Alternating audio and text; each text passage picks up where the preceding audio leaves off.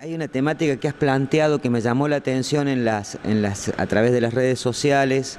Vengo de realizar una nota también con papis, con chicos distintos, con chicos que tienen capacidades diferentes, necesidades diferentes. Pero me gustaría antes que nada centrarnos y decirle desde qué lugar vos haces este tipo de análisis para que la gente también entienda un poquito esta perspectiva tuya. Bien. Desde que yo me formé en diseño humano, que es un sistema de conocimiento relacionado con los códigos que existen en nuestras células, esos códigos son como chip de información. Los recibimos de partículas subatómicas, esos códigos. Y toda esa información que se despliega en cada persona de una forma distinta, eso lo fui viendo en el tiempo.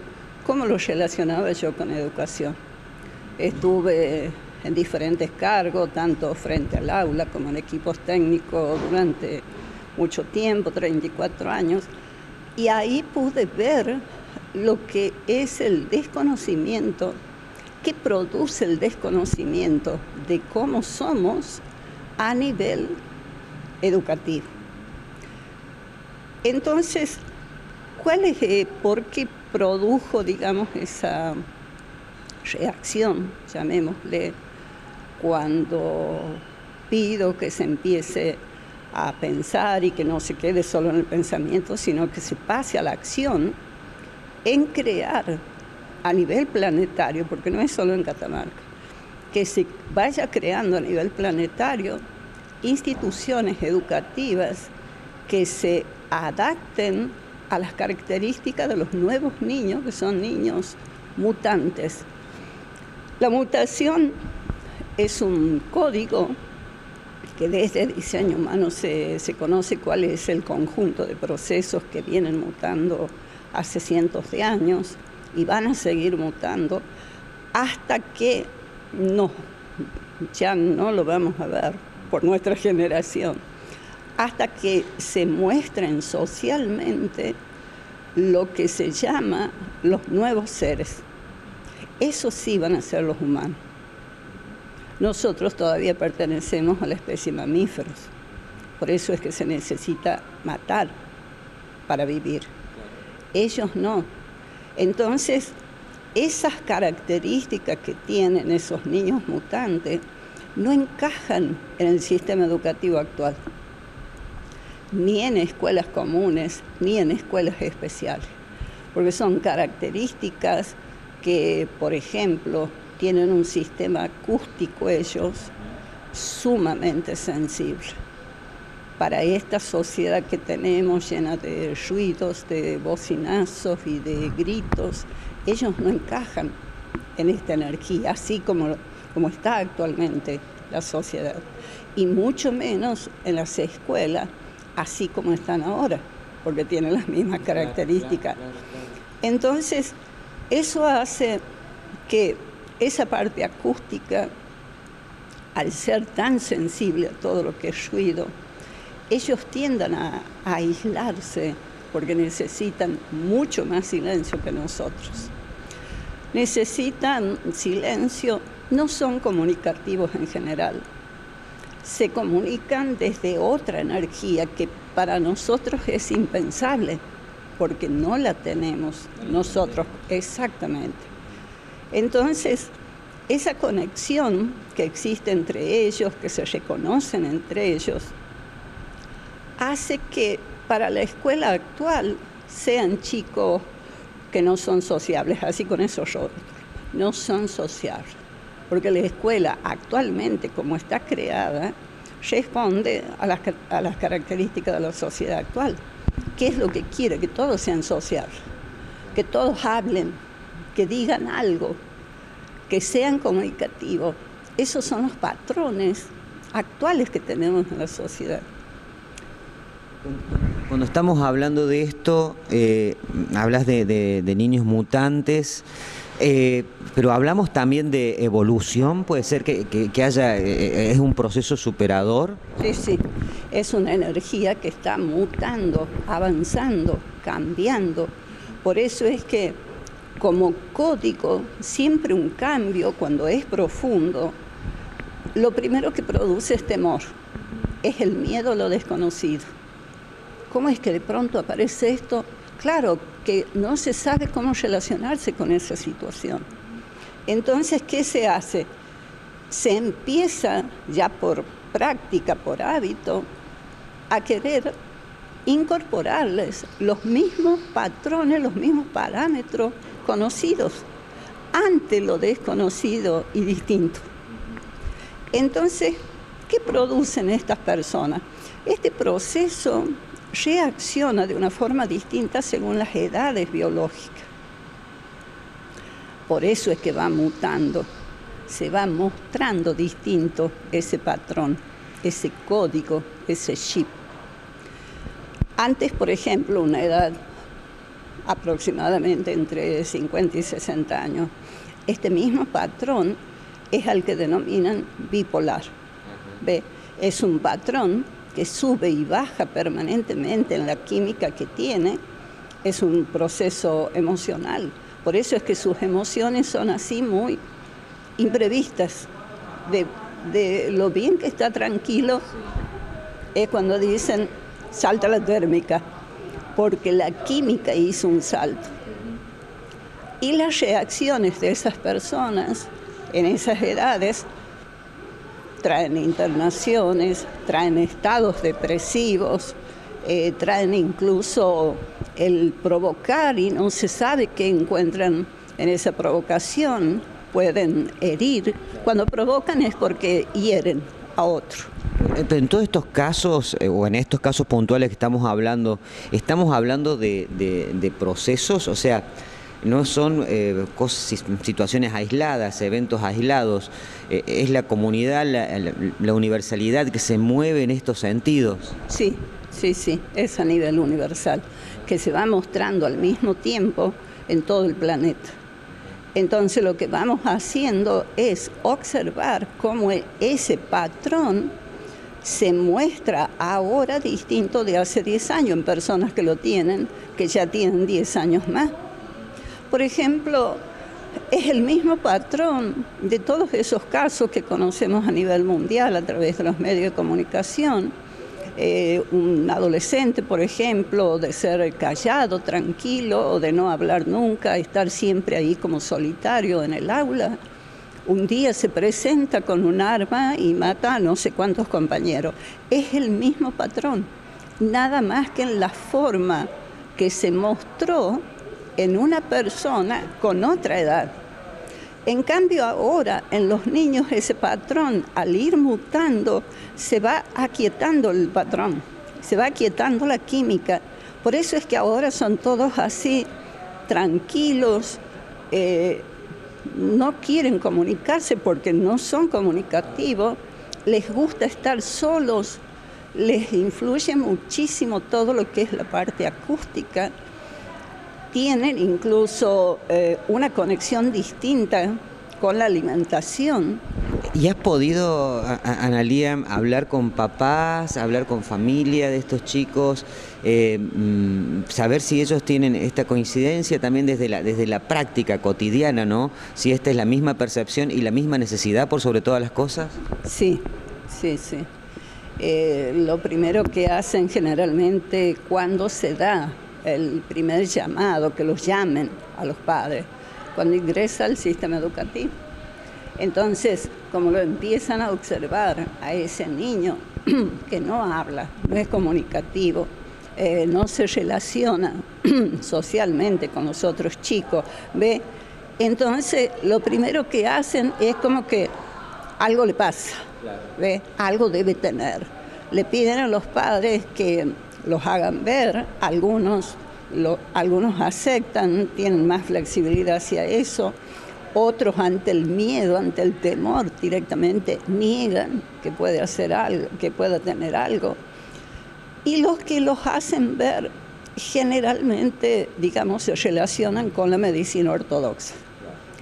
Y desde la medicina ortodoxa empieza, digamos, la calificación tienen síndrome de Asperger, son autistas, tienen todo lo que es el tema de la hiperactividad, déficit de atención, los empiezan a encuadrar en lo conoce exactamente. Los catalogan, los ponen en espacios cerraditos.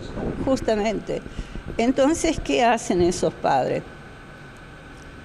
No saben si enviarlos a la escuela común, porque quedan excluidos de los parámetros que tiene una escuela común, de los horarios, de los contenidos y de todo lo que hace a la currícula de una institución, pero tampoco no encajan en una escuela especial, porque no tienen deficiencias, no tienen déficit.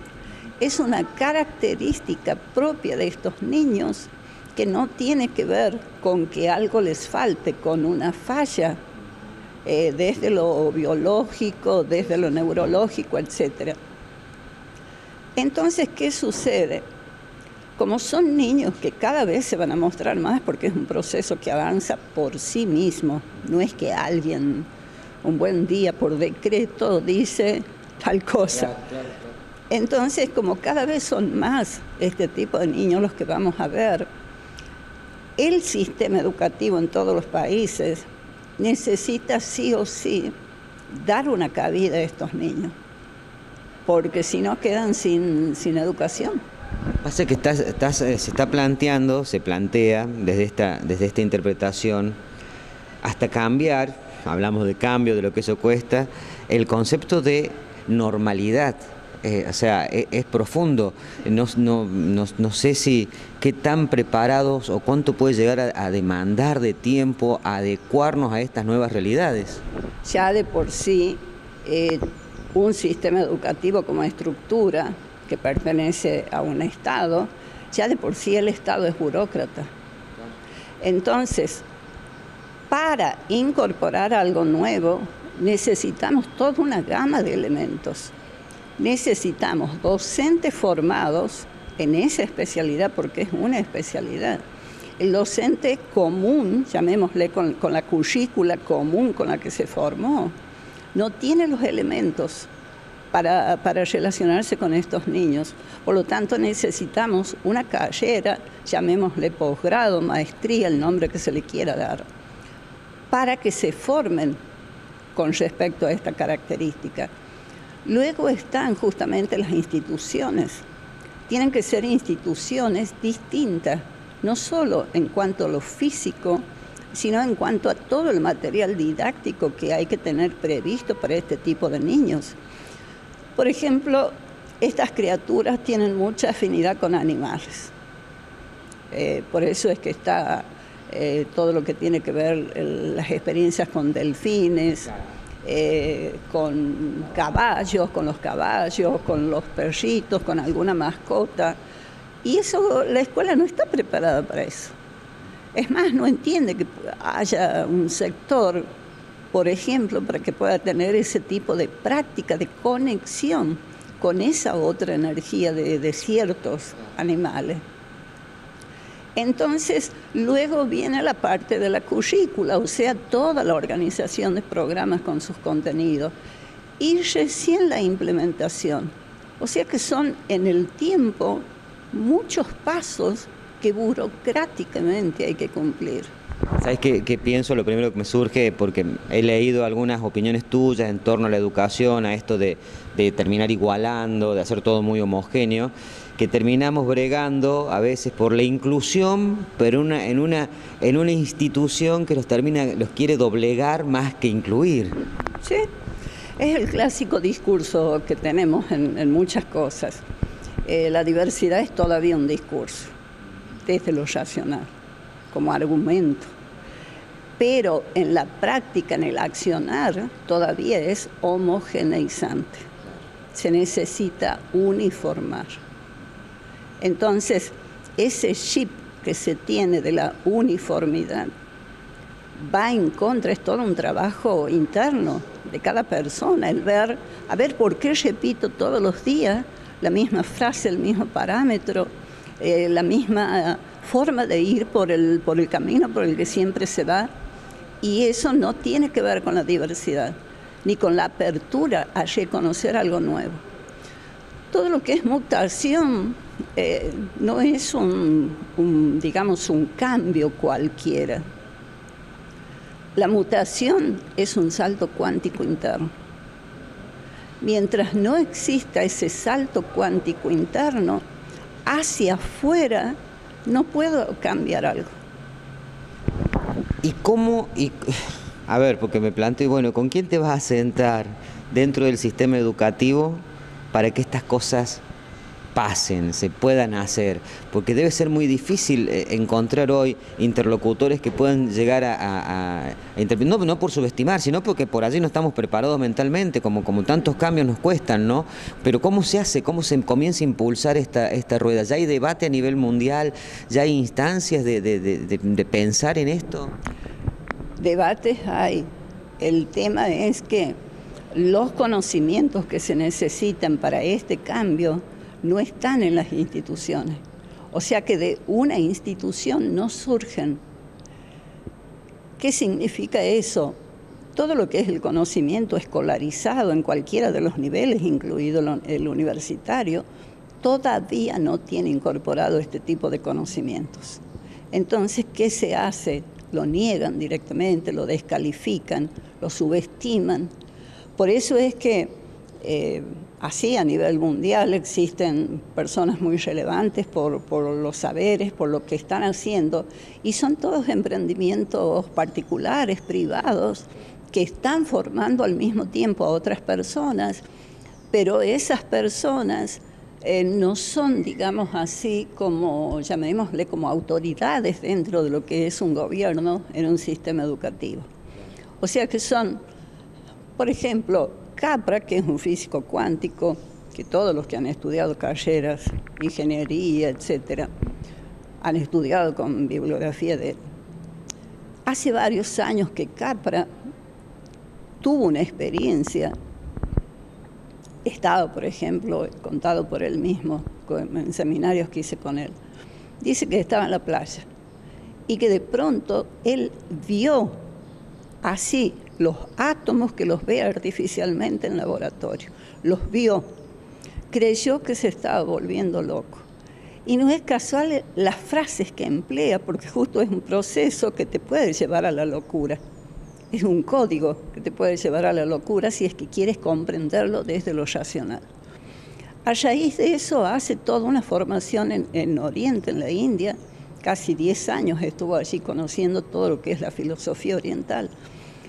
Posterior a esa experiencia escribe el Tao de la física. Entonces, él llega, así en una forma muy simple, como lo digo, llega a comprobar que lo que crean ellos, los físicos, en forma artificial para poder ver un átomo, un quarks, en laboratorios, se lo hace desde otros estados. Meditación, silencio, etc.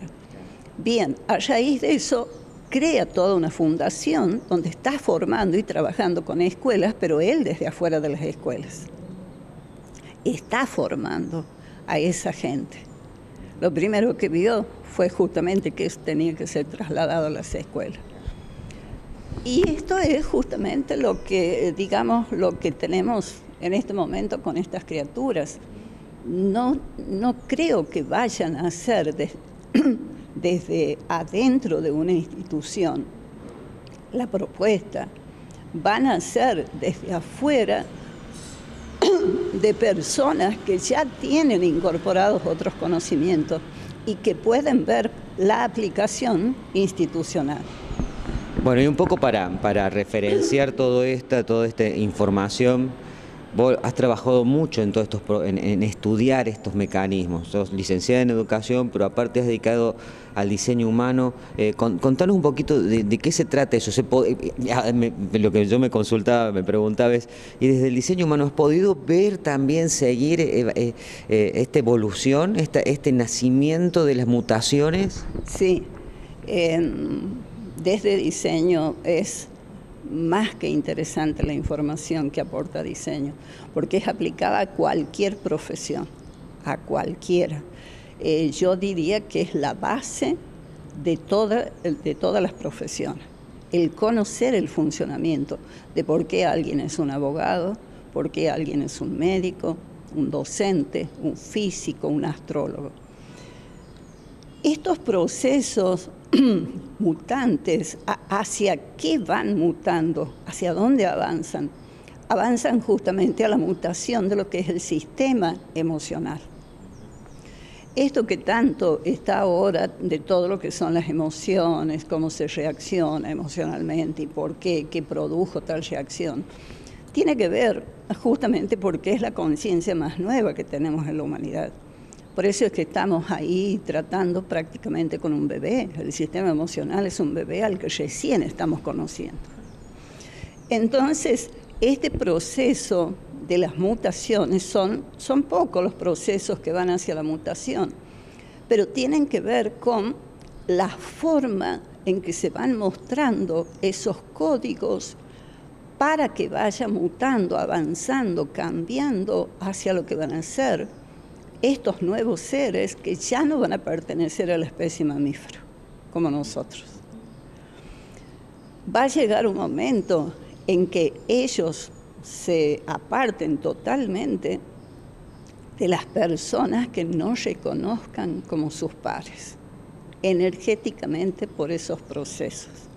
Es como que vamos a quedar, vista en la época de Cromañón, sí, toda la separación, así se va a producir dentro de unos cuantos años. Perdón por la brutalidad que voy a decir, pero parece el guión de una película de ciencia ficción. Me da esa perspectiva. Sí, sí. Es que es así, porque es algo que todavía no podemos imaginar cómo se va a dar, cómo los vamos a reconocer. Pero sí, mientras vamos aprendiendo a reconocer, son distintos procesos. Por ejemplo, este de los niños denominados autistas es uno de los procesos mutantes. Otro de los procesos es todo lo que se vino dando con respecto a los roles de género. Ese es otro de los procesos que está en mutación. El otro de los procesos tiene que ver con la sexualidad y la conformación de familias desde la sexualidad. Las leyes, ya tenemos leyes para el matrimonio igualitario, etc. Entonces, ¿qué sucede? Primero se da desde lo biológico y luego culturalmente se va viendo qué se hace para que eso se adapte a lo biológico.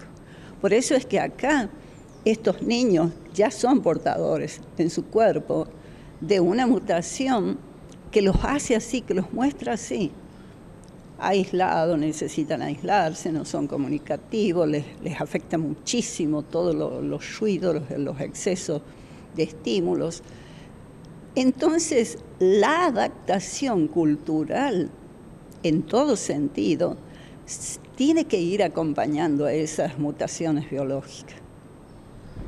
Bueno, Analia, qué tema apasionante, intrigante, qué mundo que se abre por allí a veces cuando uno quiere acercarse a conocer un poquito más de estos sistemas, de estos procesos de la evolución en definitiva de la especie humana, porque estás hablando de un salto cualitativo y cuantitativo y estás hablando de dejar de ser de una forma para transformarnos en otra. O sea, es mucha información, es valiosísima información y ojalá que estas cositas que se van sumando como debate sirvan para estos cambios que van a necesitar estas nuevas generaciones, ¿no? Te agradezco mucho por este rato.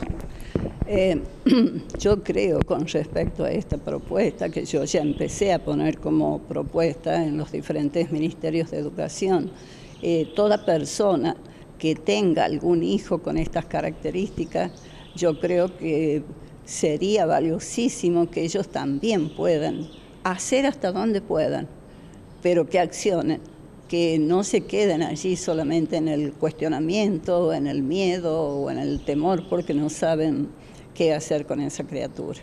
Empiecen a pedir a las autoridades, a quienes ellos consideran que tenga que ser, para que se accione desde el Estado y se vayan adaptando a nivel institucional propuestas, obras sociales, seguros de vida, etcétera, lo que ellos vayan sintiendo para responder a estos nuevos niños que no queden excluidos del sistema. Sumo algo a quienes nos están viendo y escuchando. Bueno, te pueden ubicar a través del Facebook como Analía Jalil. Estás dando capacitaciones sobre diseño humano a través de las redes sociales, online, para gente de todo el mundo. La verdad que ahí se pueden encontrar con vos. Sí, con mucho gusto. Hay gente que siempre me vive consultando, no importa dónde se encuentren. Así sea una pequeña respuesta que ellos necesiten preguntar, pero capaz que esas pocas líneas que yo les puedo dar de respuesta les facilita, les clarifica justo lo que ellos necesitaban saber.